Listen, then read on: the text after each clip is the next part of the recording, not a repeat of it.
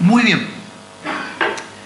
Aquí nosotros, en 1 Tesalonicenses 1:10, vemos la conclusión de una serie de temas, de argumentos que está usando el apóstol Pablo para motivar la vida de los creyentes en Tesalónica. Creyentes como tú, como yo, con nuestras luchas, con nuestros problemas, con nuestras debilidades. Y Pablo aquí expresa varias enseñanzas, no solo una. Pero quiere concluir su primera disertación, por decirlo así, su primer párrafo de esta carta. Recuerda que fue una carta, literalmente fue una carta que escribió a la iglesia de Tesalónica. No estaba dividido en capítulos, no estaba dividido en versículos, fue una carta, ¿ya? Y en esta primera exposición de varios temas a los cuales ya hemos profundizado, el apóstol quiere añadir lo que yo llamo, lo que se llama en términos homiléticos, ya la idea homilética o la idea fuerza.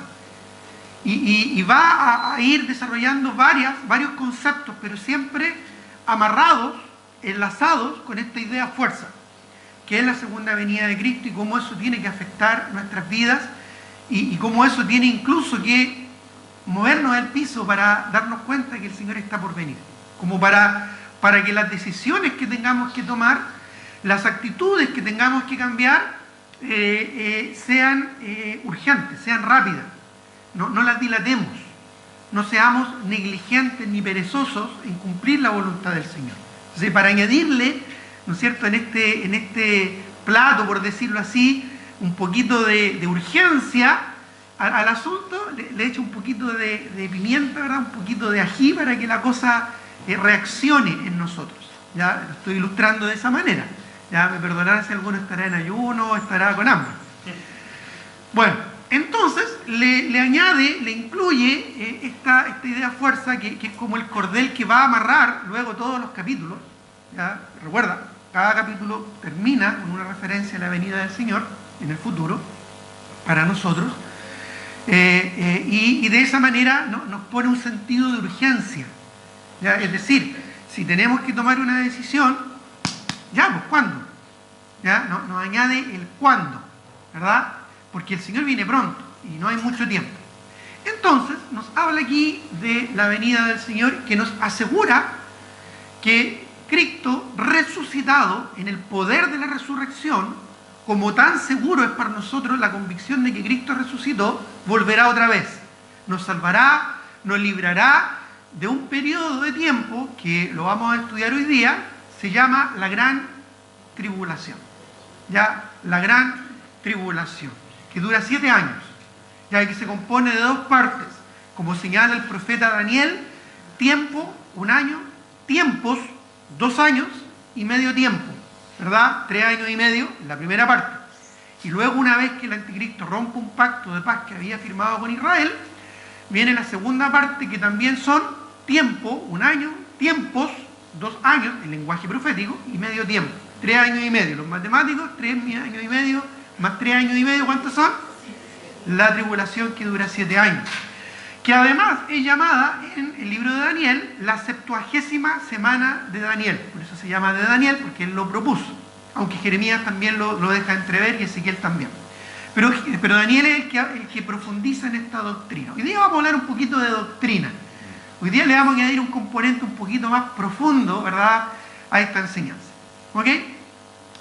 Entonces, aquí Pablo enfatiza una verdad innegable, que la iglesia no va a pasar por la tribulación. Lo reitero, lo repito, porque esta es una doctrina que hoy en día, cada cierto tiempo, ustedes se van a dar cuenta que hay énfasis, hay doctrinas, hay posturas que siempre, ¿no es cierto?, van a aparecer por ahí y siempre van a pulular en el aire. Ya eso es desde los tiempos de Cristo hasta hoy en día. Hay una cierta doctrina que enseña que la iglesia va a pasar por la tribulación. Algunos enseñan que el rapto va a ser a la mitad de la tribulación, los mid-tribulacionalistas; otros al final, los post-tribulacionalistas, ¿verdad? Incluso algunos postulan, que son más amilenialistas, que la tribulación ya la estamos viviendo. Ya estamos en la tribulación. ¿Ya?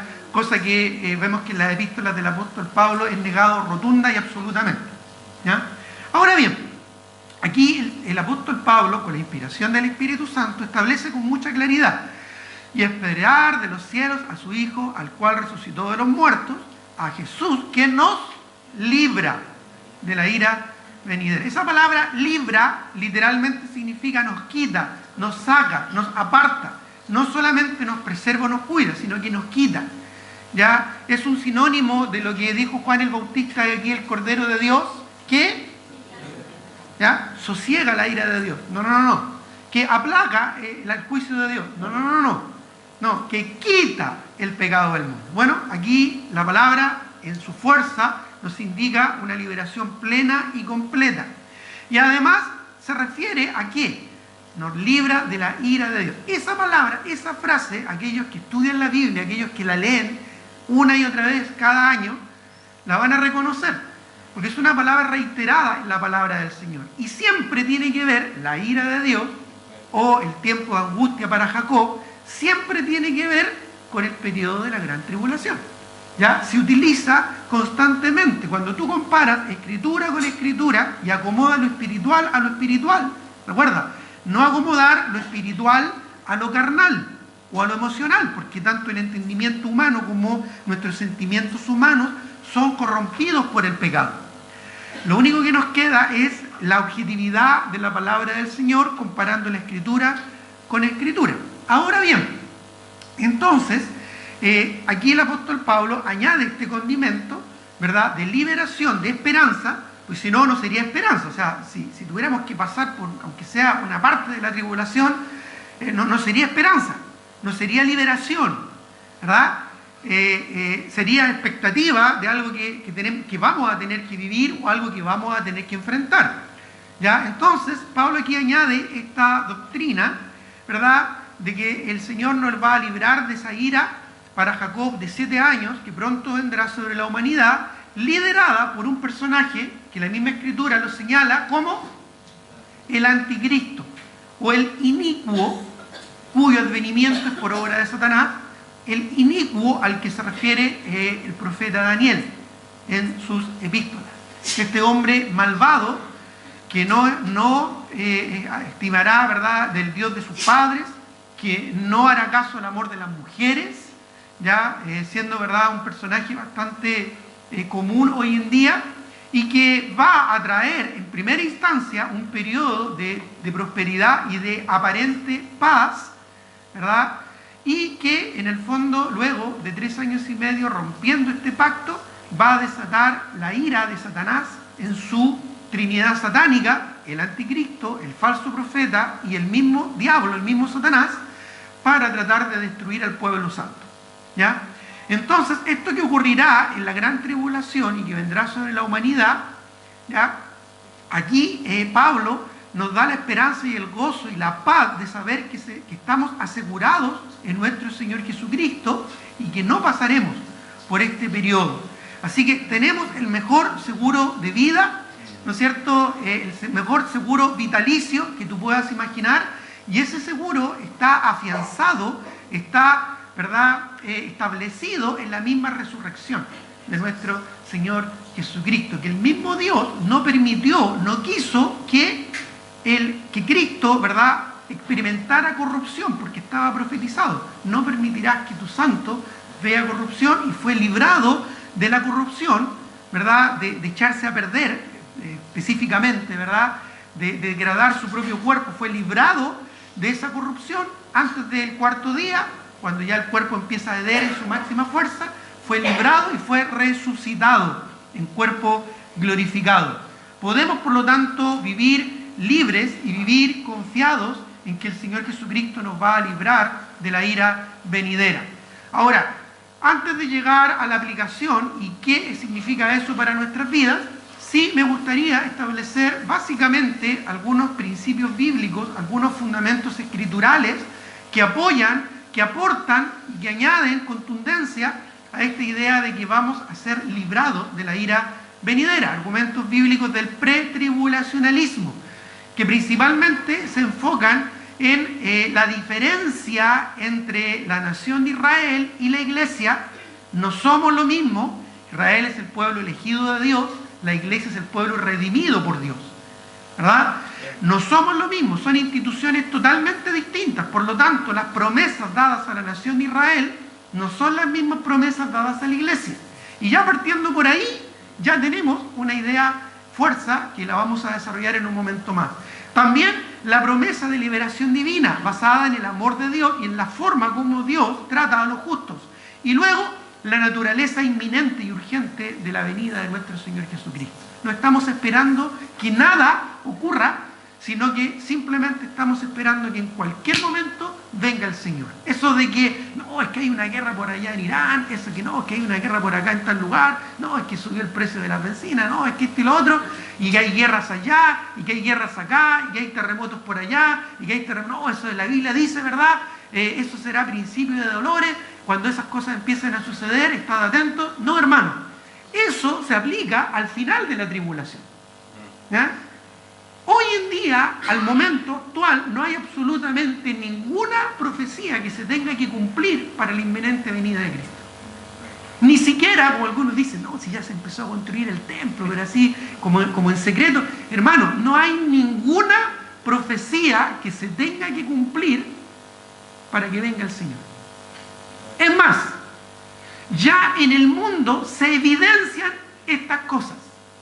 Se evidencian. Ya hay guerras, ya hay hambres, ya hay guerras y rumores de guerra, ¿verdad? Se evidencia. ¿Qué significa eso? Que todavía está más cerca la venida del Señor. ¿Me entienden?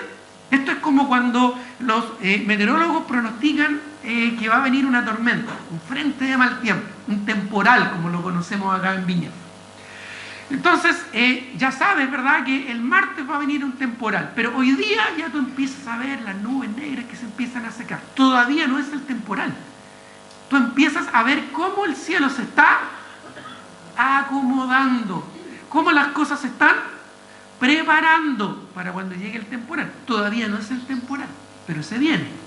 Y podemos hoy en día observar estas señales, pero no son señales predictivas, sino que simplemente son situaciones que están acomodándose para la venida del anticristo y para los 7 años de gran tribulación. O sea, si hoy en día, en otras palabras, las cosas ya están complicadas y ya están mal, no quiero ni imaginar cómo va a ser después. Porque gloria a Dios que Dios nos va a liberar antes de que eso ocurra. ¿Ya? Esto es importante que lo entendamos. Entonces, en primer lugar, si estás tomando apuntes, el primer argumento es el que vamos a ser preservados de la ira venidera. Es lo que dice claramente Pablo a los tesalonicenses. La Biblia dice lo que quiere decir y quiere decir lo que dice. Y esto se basa en un concepto fundamental, básico, esencial del estudio bíblico. Interpretar la Biblia de manera literal, a menos que la misma Biblia te indique lo contrario. Si la Biblia te dice que es una parábola, ya no es literal, es una parábola. Habló Jesús en parábolas diciendo, 2 puntos. Tú ya sabes que lo que viene a continuación no es literal.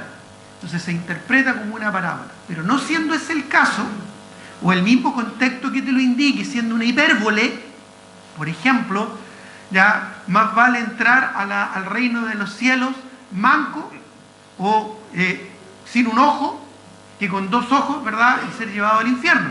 No significa literal que te saquen los ojos, si no estaríamos todos en problemas, ¿o no? ¿Ya? No quiero explicar más en detalle. Obviamente es un hipérbole. ¿Qué es lo que es un hipérbole? Es un lenguaje figurado para exagerar un concepto y darle fuerza al argumento. ¿Ya? Eso es básico en literatura, en lo que en mi tiempo era castellano, ¿ya? Hoy en día es el lenguaje. Pero se entiende, ¿verdad? Entonces, si la misma escritura, la misma palabra, no te da a entender que es un lenguaje figurado, entonces tú lo tomas literal. Dice lo que quiere decir y quiere decir lo que dice. ¿Ya? Ok. Tomándolo de ese punto de vista, ya claramente la escritura nos habla de que vamos a ser preservados de la ira venidera, o también llamado el tiempo de angustia para Jacob. Ya en otros contextos también, aunque más técnicamente específico, se utiliza el término el día de Jehová o el día del Señor. para referirse más específicamente a la última parte de la gran tribulación. Lo que llamamos, ¿verdad?, el juicio de las naciones, lo que llamamos la batalla de Armagedón, lo que llamamos, ¿verdad?, pasar bajo la vara Israel. Son varias cosas teológicas y escatológicas que están ahí en juego. Ahora, el argumento básico, ¿verdad?, es que la gran tribulación es un periodo de juicio. Es un periodo de juicio divino, de la ira de Dios sobre la nación de Israel. Y la Biblia promete que la iglesia no pasará por ella. Lo vimos acá en 1 Tesalonicenses 1:10, y esperar de los cielos a su Hijo, al cual resucitó de los muertos, a Jesús, que nos libra de la ira venidera. Y otro principio de estudio bíblico es que siempre un concepto tiene que tener una reafirmación. Dice la ley que en boca de 2 o de 3 testigos conste toda palabra. Entonces tiene que tener otro pasaje que lo reafirme. Y el mismo apóstol Pablo se preocupa de hacerlo en 1 Tesalonicenses capítulo 5, búsquenlo, versículo 9. 1 Tesalonicenses 5:9, y aquí de hecho lo hace más claro. En el mismo contexto de la tribulación, en el mismo contexto, lo vamos a ver después, de la aparición del anticristo, ya el apóstol Pablo declara: porque no nos ha puesto Dios para ira. Esa palabra puesto es la palabra designado. No estamos designados para ira, eso es lo que dice, sino para alcanzar salvación o liberación, la palabra sóteros en griego, por medio de nuestro Señor Jesucristo. ¿Ya? El no entender esto hace que interpretemos la Biblia erradamente. Entonces lleguemos a interpretaciones tales como, no, es que en Mateo 24 dice: el que no persevera hasta el fin, ¿no es cierto? El que persevera hasta el fin, dice, será salvo. Entonces hay que perseverar, hay que luchar, ¿no es cierto? Hay que esforzarse para ser salvo. Falso, mentira, eso es una falsa doctrina. Eso es decir que la salvación es por obras. Y eso no corresponde. Y además es una ignorancia del contexto, pues ahí en Mateo 24 y Mateo 25, ¿de qué está hablando? Está hablando de la gran tribulación. Es más, cuando dice que uno será tomado y otro será dejado, dice una mujer irá al molino y una será tomada y la otra dejada, no es el arrebatamiento. Basta nomás con ver que es un periodo de persecución. El mismo contexto te lo explica. Y te dice que es un periodo de persecución. Cuando venga ese día, ya dice: huyan a los montes, ay de las que estén encintas. Y utiliza varios términos, incluso dice tribulación, cual no ha habido nunca sobre la faz de la tierra. Tribulación, dice con letras de neón, súper grandes, ¿ya? En el contexto. Por lo tanto, tú lo tienes que interpretar en su contexto. Un texto fuera de contexto es un pretexto. Y ahí perseverar, ¿no es cierto?, no tiene que ver ya con esforzarse por alcanzar salvación. Tiene que ver con salir con vida de la tribulación. El será salvo no tiene que ver con la salvación del alma, tiene que ver con salir con vida, porque va a ser un periodo donde va a ser difícil salir con vida, por la persecución que va a haber. Y si te confunde la palabra salvo se utiliza en varias partes de la Escritura de manera distinta dependiendo de su contexto. Por ejemplo, Pablo a los Corintios también les dice: la mujer, ¿no es cierto?, se salvará engendrando hijos. ¡Wow!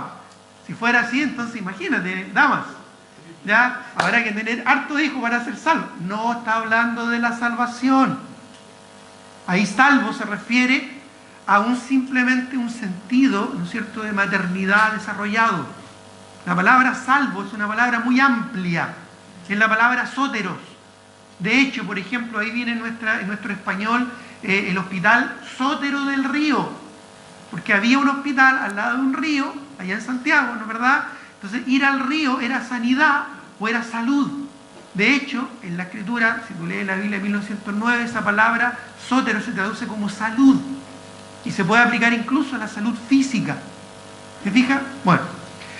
Por lo tanto, la Escritura es súper clara en enseñarnos que vamos a ser librados, salvados de este momento. Pablo afirma que Jesús nos libra de la ira venidera, porque Dios no nos ha puesto para ira, para algo que es muy bien catalogado y especificado en la Escritura, sino para salvación. Apocalipsis capítulo 3, versículo 10, también en el contexto de las iglesias de Asia Menor, que aunque algunos lo interpretan como iglesias históricas, ¿ya? Algunos lo interpretan como iglesias históricas, en realidad cada una de estas iglesias representa a cada iglesia a lo largo de toda la historia humana. Solo que menciona ciertos énfasis que probablemente podrían cumplirse o no, dependiendo cómo lo quieras interpretar, pero es claro que cada iglesia es un testimonio para el resto de las iglesias, incluso para nosotros hoy en día. ¿Y qué dice Apocalipsis 3:10? Dice, hablando de la promesa de la iglesia de Filadelfia, ya dice, para ser guardada, ¿qué? De la hora de la prueba. Dice Apocalipsis capítulo 3, versículo 10, dice, por cuanto has guardado la palabra de mi paciencia. ¿Qué es paciencia? Es esperanza. Yo también te guardaré de la hora de la prueba que ha de venir sobre el mundo entero para probar a los que moran sobre la tierra. Y vamos a hablar específico, ¿quiénes son los que son para probar? Los que van a ser probados. ¿Quiénes son? Y nos vamos a dar cuenta, hermanos, queridos, amados, que no somos nosotros. No es la iglesia. Ya no estamos bajo condenación, dice Romanos 8. Ya no necesitamos ser probados. ¿Sabes por qué? Por una razón muy simple. Cristo Jesús pagó por nuestros pecados. Y ninguna condenación hay para los que están en Cristo Jesús. Así que hay una promesa a una iglesia en particular, pero que tiene una aplicación, ¿no es cierto?, en su entorno, porque cada iglesia aporta algo importante, ¿no es cierto?, que va a ser librada de la hora de la prueba que ha de venir sobre el mundo entero, hablándonos de una remoción antes de que comience el periodo de la gran tribulación. Así que en primer lugar hay una promesa, hay una esperanza. Si tú no tienes esta esperanza, si alguien, alguna iglesia tiene otra doctrina y enseña que vamos a pasar por la tribulación, eso no es una esperanza. Eso incluso es como un temor. Eso no tiene que ver con algo, ¿no es cierto?, a lo cual tú te puedas aferrar y decir gloria al Señor porque vamos a ser librados de ese momento. Ahora, yo tengo pastores conocidos que creen eso, y cuando conversamos yo simplemente les digo, bueno, si quieres usar nuestro templo va a estar a disposición, va a estar vacío, así que ocúpalo nomás. Yo me voy con el Señor, porque tengo esa esperanza. En segundo lugar, el propósito de la tribulación, la naturaleza de la tribulación, lo que es la tribulación en sí mismo. Y bíblicamente y proféticamente, a la gran tribulación tiene un nombre que se le dio desde muchos siglos atrás, llamado la 70ª semana de Daniel, o la semana 70. ¿Qué es la semana 70 o la 70ª semana de Daniel? Bueno, simplemente es el plan de Dios a través de los siglos para con su pueblo y su nación escogida, Israel. Esos son las 70 semanas.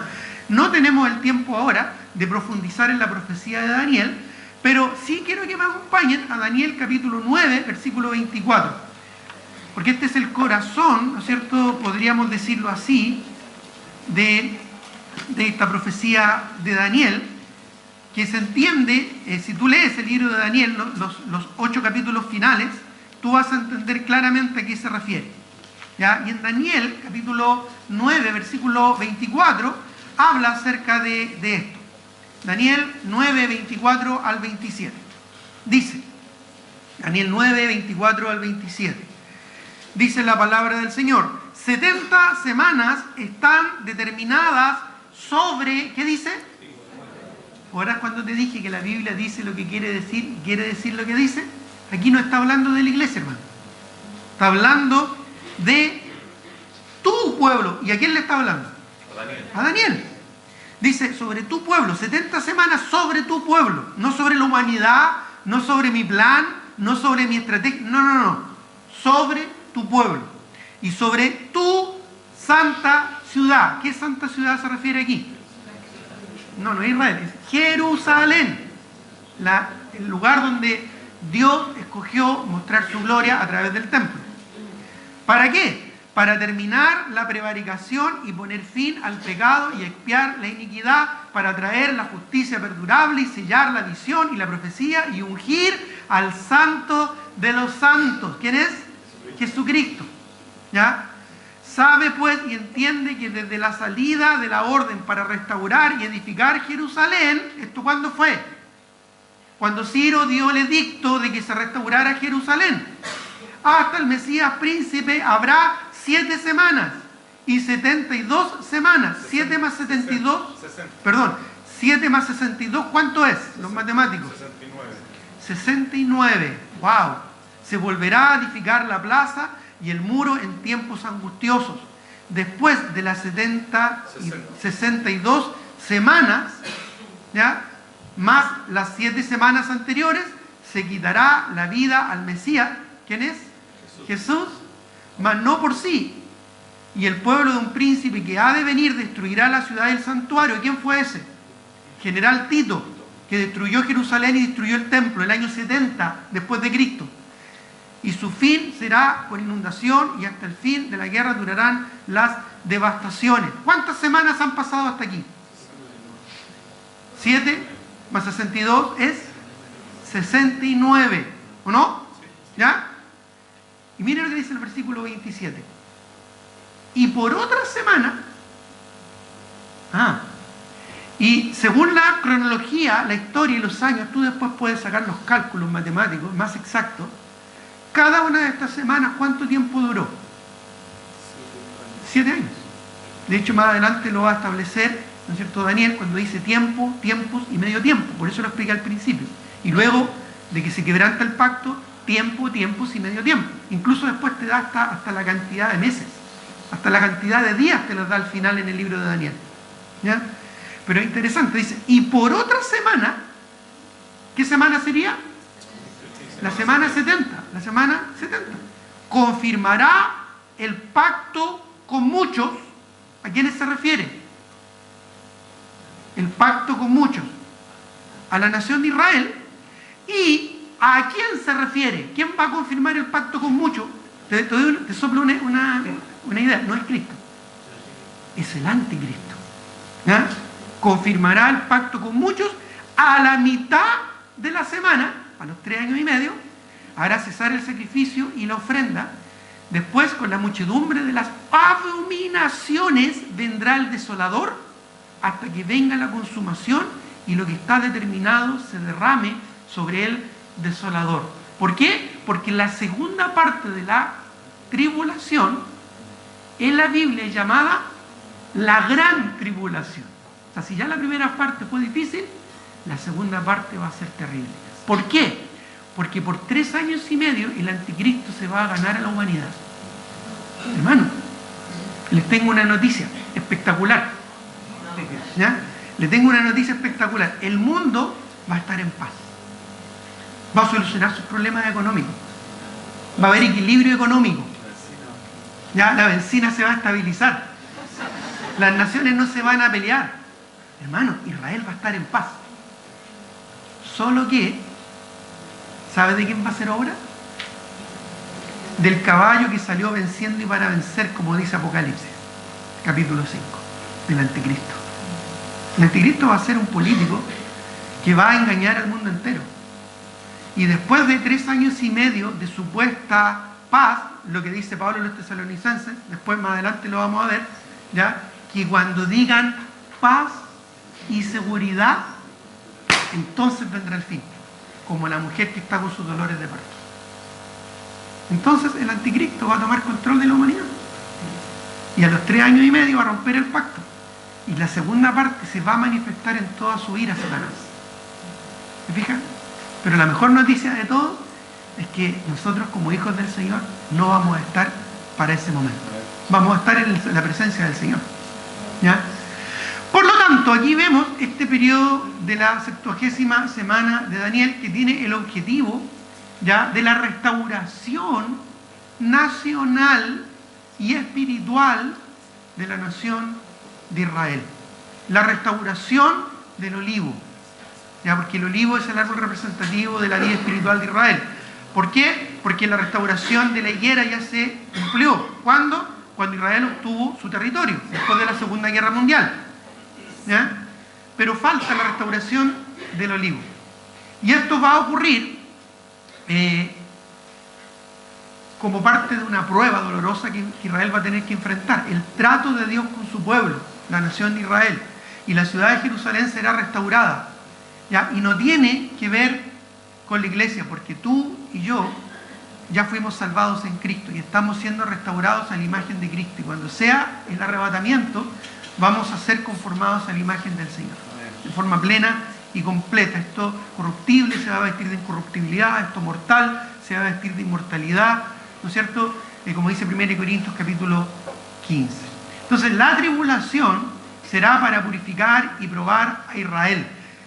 Será un pueblo específico, o sea, será un periodo, un tiempo específicamente para el pueblo judío, para que Israel reconozca al Mesías, ¿verdad? Por lo tanto, la iglesia, que es un cuerpo distinto, una institución diferente, ya habrá cumplido con su propósito aquí en la tierra. ¿Cuál es el propósito de la iglesia aquí en la tierra? La gran comisión, pues, hermano, Mateo 28. Es decir, que hayan discípulos de Cristo en cada etnia de este planeta. Esa es la misión. Por tanto, ir y hacer discípulos a todas las etnias o naciones, bautizándoles en el nombre del Padre, el Hijo y del Espíritu Santo. Ese es nuestro objetivo.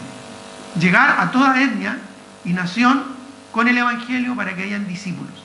Y la tribulación será para purificar y probar a la nación de Israel y purificar para sí un pueblo propio celoso de buenas obras.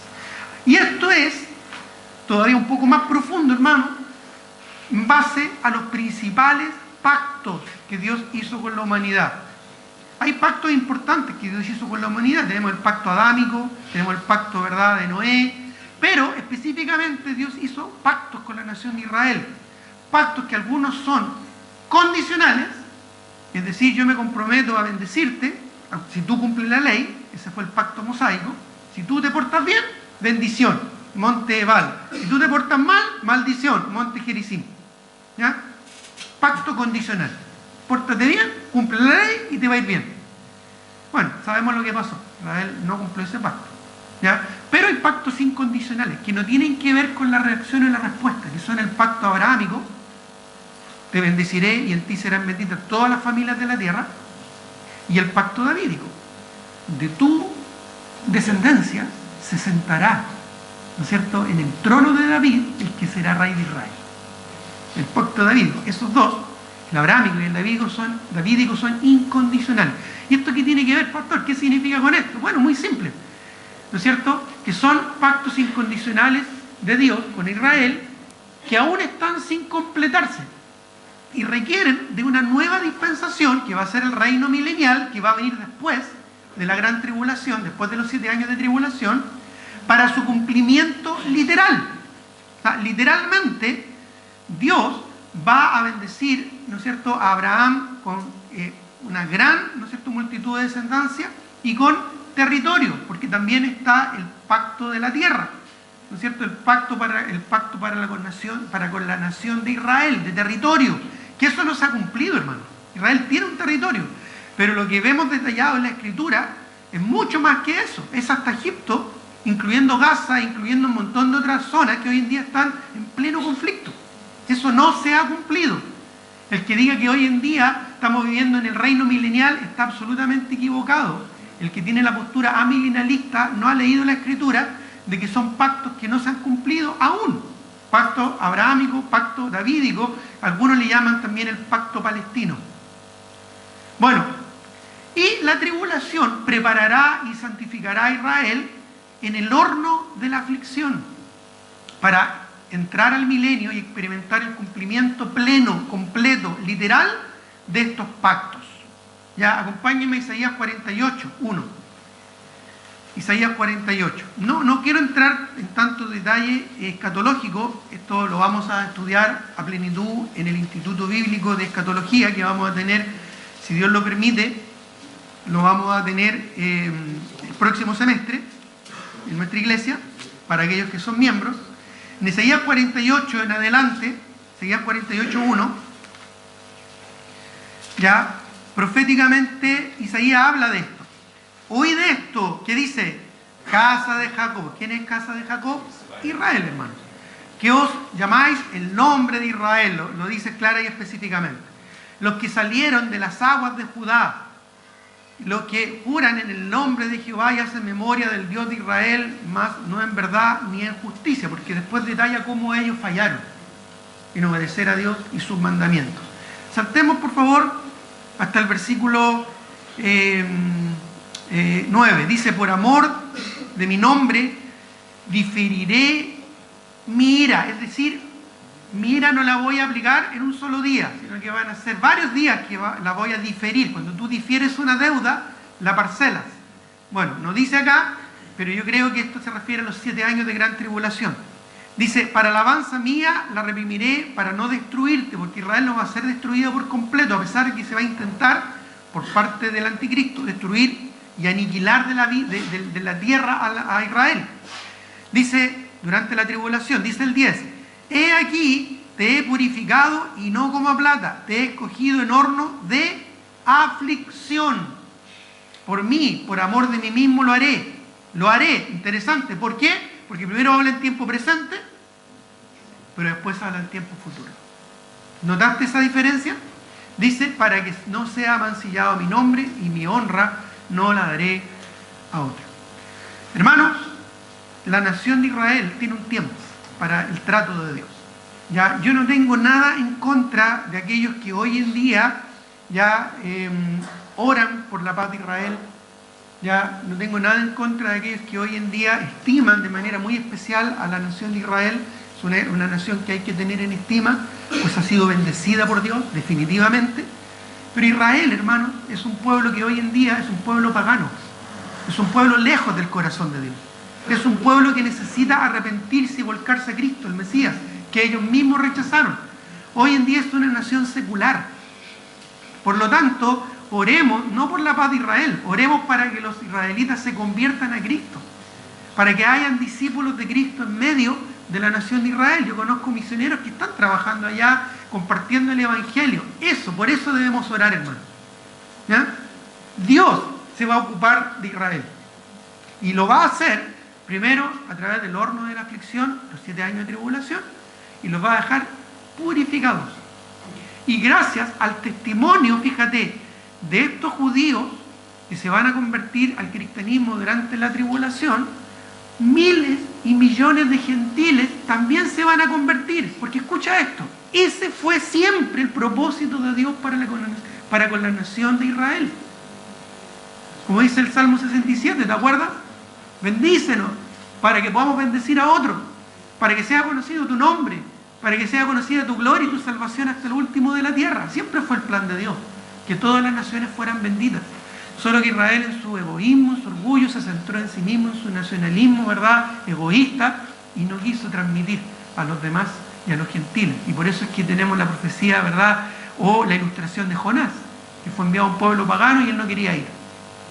Entonces la prueba, ¿no es cierto?, ilustrativamente fue la ballena.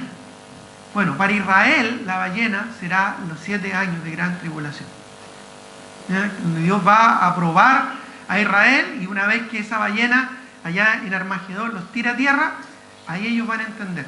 En el proceso se van a convertir algunos gentiles, como se convirtieron los marineros en el tiempo de Jonás, ¿te acuerdas? Invocaron el nombre del Señor. Y eso va a ser por añadidura. Pero esos gentiles no van a ser parte de la iglesia. Van a ser parte de la dispensación de la ley, cumpliendo el propósito además de Dios para con Israel. ¿Y saben por qué no van a ser parte de la iglesia si bien se van a convertir? Por 2 razones fundamentales.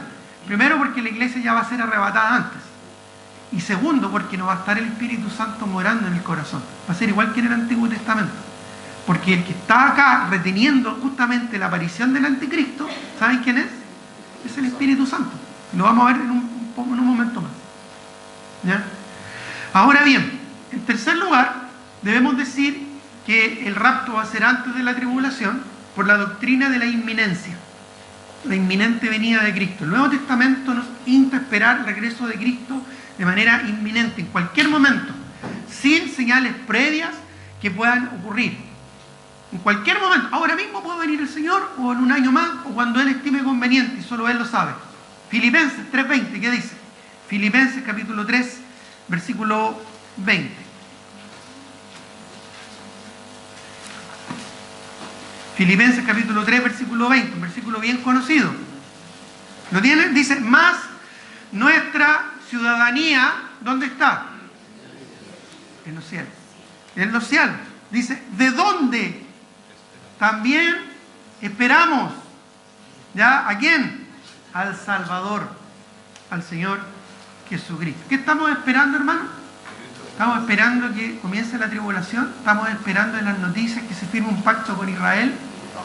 Estamos esperando al Señor, hermano. ¿Ya? Tito 2.13. Tito 2.13. ¿Qué dice? Tito capítulo 2, versículo 13.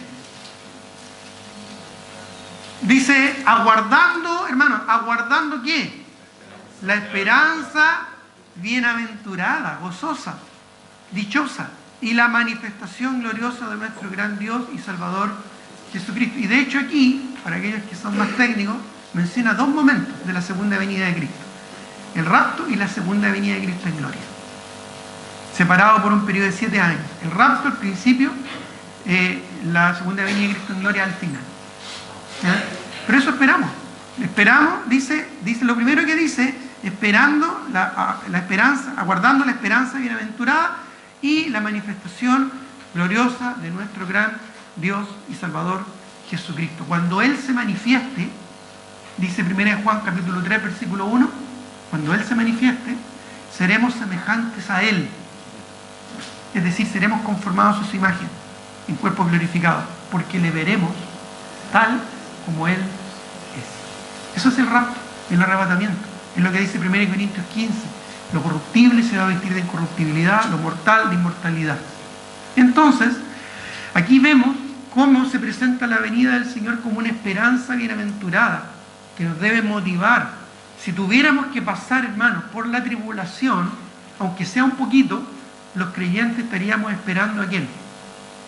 No a Cristo, al anticristo y a las plagas, ¿no es cierto? Estaríamos esperando la tribulación, estaríamos esperando la prueba, el juicio, la ira, antes que Cristo. No, hermano, esperamos a Cristo. ¿Amén? Esperamos a Cristo. Y eso es fundamental. Luego, otro argumento, la ausencia, ¿no es cierto?, de la iglesia en el libro de Apocalipsis. Interesante esto. En el libro de Apocalipsis, la palabra iglesia aparece frecuentemente entre los capítulos 1 al 3 y se menciona 7 iglesias en particular. ¿Recuerdas de ellas? Ya, Éfeso, Esmirna, Tiatira, Sardis, Laodicea, etc. ¿Ya? Sin embargo, y acompáñame al capítulo 4, después de mencionar estas iglesias en Apocalipsis capítulo 4, versículo 1, ya vayamos por favor, Apocalipsis 4.1, Apocalipsis capítulo 4. ¿Qué es lo que está pasando aquí, hermano? En Apocalipsis, ¿qué es lo que hace Dios con Juan, con el apóstol Juan? Le está mostrando las cosas que son, ¿no es cierto?, las que serán y las que habrán de venir. ¿Ya? Le está mostrando a Cristo primero, le está mostrando a las iglesias y le está mostrando más allá lo que va a venir después de la iglesia. Se lo está mostrando. Le dice, ven acá, le dice, y en visión toma a Juan para que él vea y que él diga lo que vea. Entonces primero ve a Cristo, ¿ya? Lo que es. Después lo que va a hacer. Después ve a las iglesias, cómo se van a desarrollar. Pero después ve lo que va a ocurrir más allá. ¿Ya? Lo ven y ve. Y Juan va y escribe, ¿no es cierto? ¿Y qué es lo que ve Juan después de las iglesias? De las 7 iglesias de capítulo 2 y capítulo 3. Capítulo 4, versículo 1 dice, después de esto miré, para eso estaba Juan, para mirar, y hay aquí una puerta abierta. ¿Dónde? Una puerta abierta en el cielo. Y la primera voz que oí, como de trompeta, hablando conmigo, dijo, ¿sabes a quién representa Juan en el Nuevo Testamento? Representa a la iglesia. ¿Sabes por qué? Porque es el discípulo amado. ¿Y qué es lo que es la iglesia? La novia de Cristo. Sube acá, le dice, y yo te mostraré las cosas que sucederán después de estas. ¿Después de qué? De lo que le explicó de las iglesias de Apocalipsis, de las 7 iglesias. ¿Te fijas o no? Es más, si tú interpretas estas 7 iglesias en forma temporal, muchos lo interpretan así. En la iglesia de Éfeso se refería a la iglesia apostólica y así sucesivamente hasta la iglesia de la Odisea, que supuestamente representa nuestra iglesia actual, una iglesia tibia, una iglesia que no es ni fría ni caliente, una iglesia que le produce muchas veces asco al Señor porque no se define en doctrina. Bueno, muchos interpretan que es la iglesia actual. Después de estas cosas, dice, va a haber una puerta abierta en el cielo. Adivina quién abrió la puerta. Cristo. ¿Para qué?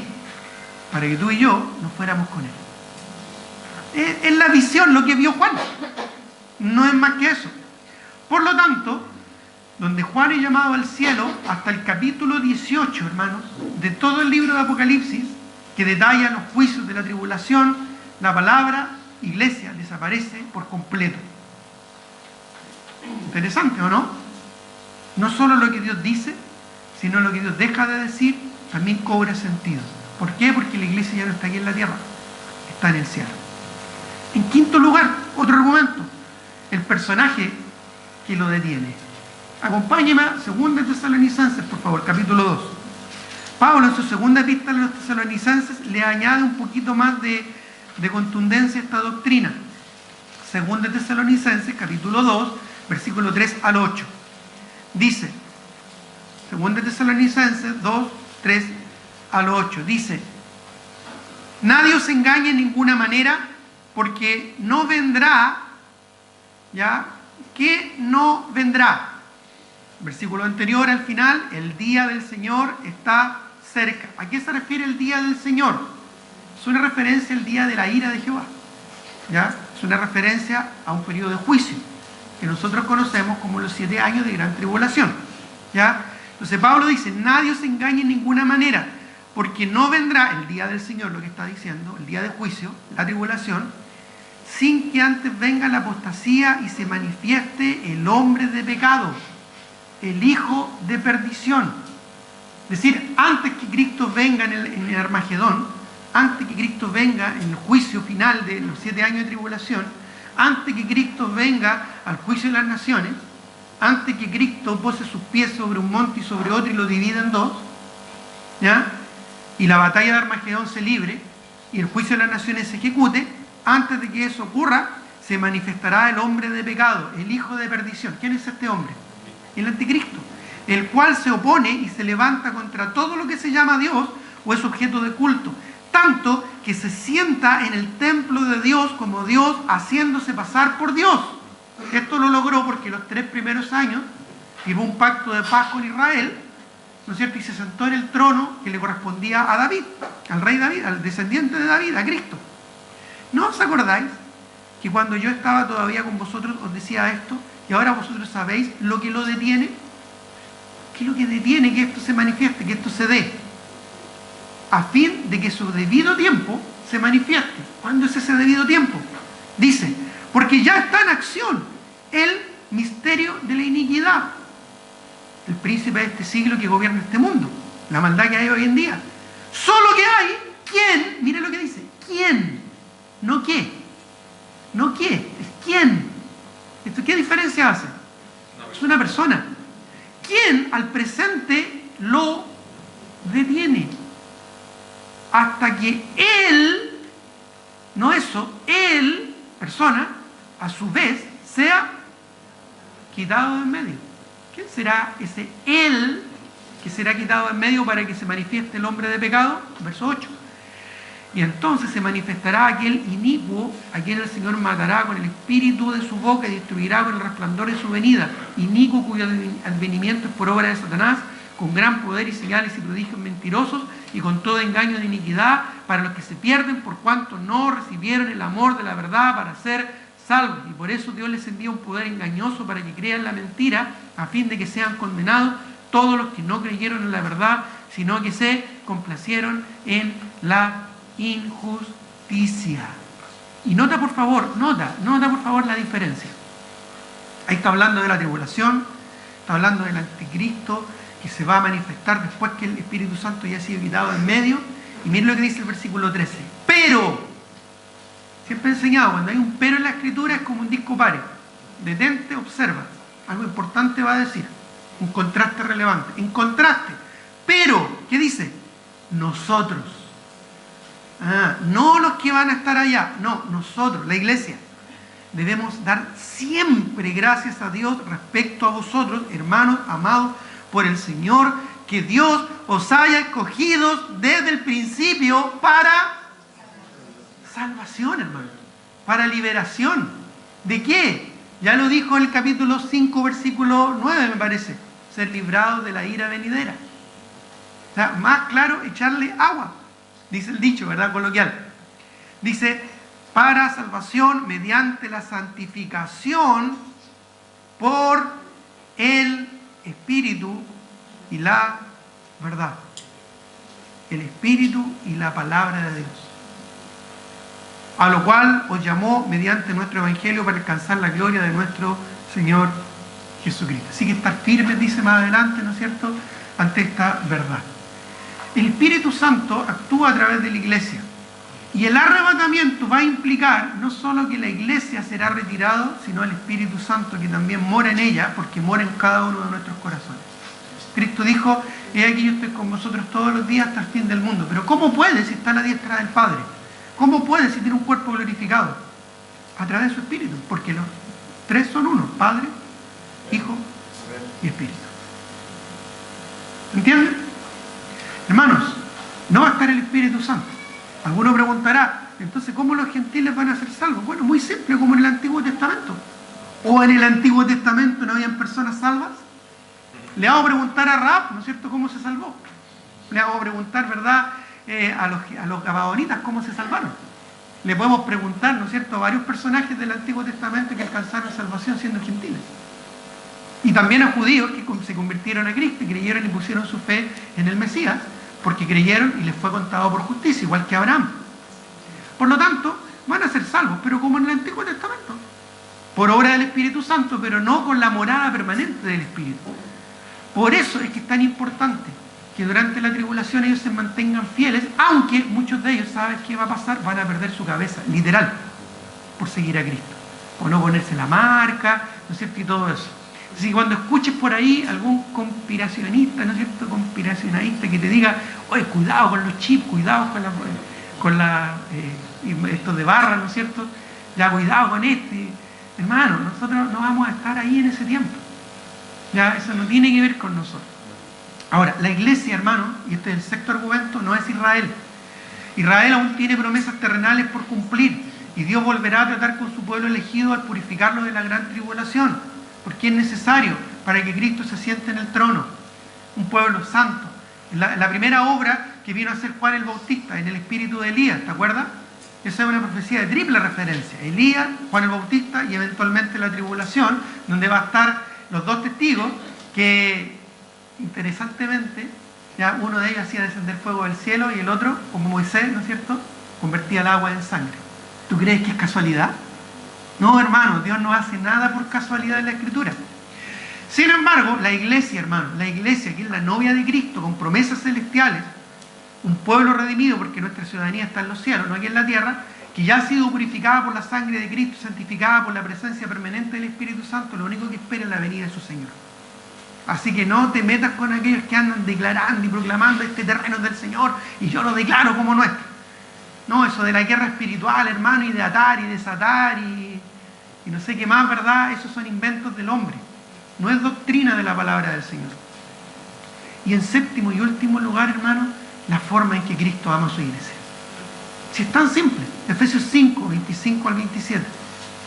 Maridos, amad a vuestras mujeres, así como Cristo amó a la iglesia y se entregó a sí mismo por ella. ¿Tú crees, hermano, que Cristo va a dejar que su novia, su futura esposa, pase por un periodo tan terrible como la tribulación? ¿Tú como esposo dejarías que tu esposa pasara por una situación severa, triste? No, hermano. La iglesia ya fue purificada en Cristo. 1 Juan 1:7. La sangre de Cristo nos limpia de todo pecado. No necesitamos ser más purificados que eso, hermanos. La sangre de Cristo ya nos purificó. Ahora tenemos que vivir para Él y andar en la luz y en sus caminos. Cristo no dejaría a su novia sin la presencia protectora del Espíritu Santo, porque Él lo prometió. Es bueno, es necesario que yo me vaya, porque cuando yo me vaya, yo les dejaré el Espíritu Santo. Y no dejará que su novia sea ultrajada por el anticristo durante un periodo tan terrible que será un periodo de angustia para Jacob. Entonces, la forma en que Cristo ama a su iglesia es lo fundamental. Finalmente, ¿qué aplicaciones prácticas sacamos de esta gran verdad y esta verdad esperanzadora del inminente arrebatamiento de Cristo? Porque esto tiene que significar algo para nosotros. En primer lugar, mostremos siempre una actitud gozosa, de gratitud, hermano. seamos agradecidos. 1 Tesalonicenses 2, 19 al 20. Los últimos versículos de 1 Tesalonicenses, ahora el capítulo 2. Ya vimos el capítulo 1, capítulo 2, versículos 19 al 20. Dice, porque ¿cuál es nuestra esperanza, o gozo, o corona de que me gloríe? ¿No lo sois vosotros delante de nuestro Señor Jesucristo en su venida? Vosotros sois nuestra gloria y gozo. Hermano, una actitud de gratitud, una actitud de gozo. ¿Cómo podré estar triste? Dice el himno, ¿verdad? Si Cristo me amó, si Cristo viene por mí. ¿Cómo podemos estar angustiados? ¿Cómo podemos estar tristes, hermano? ¿Cómo podemos estar abatidos? ¿Cómo podemos estar deprimidos si Cristo nos salvó y nos va a salvar de la ira venidera? Seríamos malagradecidos con el Señor. Y sobre todo el saber que nuestro testimonio puede salvar a Cristo a otros, como Pablo consideraba a los creyentes de Tesalónica como su gozo, como su corona. Cuando veamos a nuestros hermanos, gocemos a los hermanos, porque somos hijos de un mismo Padre. En segundo lugar, involucrémonos activa y consagradamente en la gran comisión. ¿Cuál es el rol de la iglesia? Está clarísimo. Ir y hacer discípulos a todas las etnias. Esa es la tarea. Ir y hacer discípulos a todas las etnias. El rol de la iglesia no es tener templos más grandes, no es tener templos más cómodos, no es tener tanta cantidad de gente reunida en un solo lugar. La meta de la iglesia es hacer discípulos hasta lo último de la tierra, en toda etnia, lengua y nación, para que en todo lugar se glorifique el nombre del Señor, la gloria del Señor, y sea conocida la salvación de Cristo en toda etnia de este planeta. No que todo el mundo sea salvo, sino que hayan discípulos en toda etnia de este mundo. En tercer lugar, comportarnos cada día, como dice Pedro, en santa y piadosa manera de vivir. Estando a la espera de estas cosas, dice Pedro, ¿cómo no debéis vosotros andar en santa y piadosa manera de vivir? Pero ahora acompáñeme a 1 Tesalonicenses capítulo 3, versículo 13.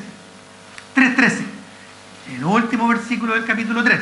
Acuérdate, en cada capítulo de Tesalonicenses termina con una referencia a la venida de Cristo. Dice, para que sean afirmados vuestros corazones irreprensibles en santidad delante de Dios nuestro Padre, en la venida de nuestro Señor Jesucristo con todos sus santos. Hermanos, debemos comportarnos cada día en santa y piadosa manera de vivir. Cosas que no debo hacer por el solo hecho que puede venir Cristo en cualquier momento y me va a pillar. Y no quiero ser de aquellos que se alejen de Él avergonzados, dice la Escritura. Cuarto, mantenernos en una constante actitud de esperanza gozosa. Esperanza gozosa. Tito 2:13. Tito, rápidamente, capítulo 2, versículo 13. Dice aquí la palabra del Señor. Tito, capítulo 2, versículo 13. Dice, aguardando la esperanza bienaventurada y la manifestación gloriosa de nuestro gran Dios y Salvador Jesucristo. Y ahora, por favor, volvamos a 1 Tesalonicenses, capítulo 4. Capítulo 4. El cuarto capítulo de 1 Tesalonicenses, el versículo 18. ¿Qué dice? 4:18. Por tanto, mire lo que dice, alentaos los unos a los otros con estas. ¿Qué palabras? Mira lo que dice el versículo 17. Leamos el 16. Dice, porque el Señor mismo, con voz de mando, con voz de arcángel y con trompeta de Dios, descenderá del cielo, y los muertos en Cristo resucitarán primero. Luego nosotros, los que vivimos, los que hayamos quedado, seremos arrebatados juntamente con ellos en las nubes para recibir al Señor en el aire, y así estaremos siempre con el Señor. Por tanto, alentados los unos a los otros con estas palabras. Mantenernos en una constante actitud de esperanza gozosa, de alegría, de aliento. Hermano, puede que estés pasando por una situación difícil, puede que estés pasando por una tribulación, no la gran tribulación, sino por una tribulación compleja, puede que estés pasando por una situación muy dolorosa, pero hermano, ánimo, hermano, aliento, queda poco, Cristo viene. Hermano, Maranata, Cristo viene. Hermano, no importa el sufrimiento temporal, pasajero de esta tierra, Cristo viene pronto. Él viene luego y nos va a llevar a su presencia y no va a haber más llanto ni dolor.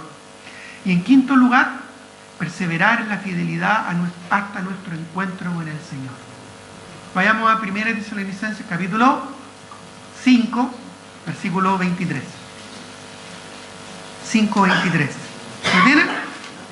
5:23 dice, ya casi terminando, y el mismo Dios de paz os santifique por completo, y todo vuestro ser, espíritu, alma y cuerpo, sea guardado irreprensible para la venida de nuestro Señor Jesucristo. Hermanos, fiel es el que os llama, el cual también lo hará. Él nos va a llamar, va a sonar la trompeta y en cualquier momento nos vamos con el Señor. Por lo tanto, hermanos, muestre siempre una actitud de gozo y gratitud. Involúcrate en la gran comisión. Compórtate cada día de manera piadosa y santa. Mantén una actitud de esperanza gozosa y persevera en fidelidad, hermano. Sé fiel hasta la muerte o hasta que venga el Señor. Hasta nuestro encuentro con Cristo, ya sea por muerte o en el rapto. Sé fiel, hermano. Sé fiel. Tengamos un momento de oración.